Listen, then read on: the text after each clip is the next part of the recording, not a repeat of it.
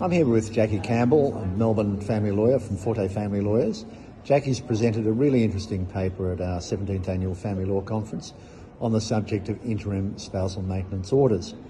Jacky, one of the issues that you raised was the difficulty in getting these things on urgently, and you talked about a number of strategies to try and deal with that problem. One of them was making an application for costs. Can you elaborate? Yes, Rob, I think what's happening is that it was always envisaged when the Federal Circuit and Family Court rules came out on 1 September 2021 and the accompanying central practice direction and pre-action procedures, that if people behaved unreasonably, then cost orders could be made against parties or their legal practitioners.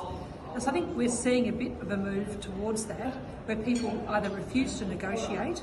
That refusal to negotiate can be held against them and a cost order made, or just refusing to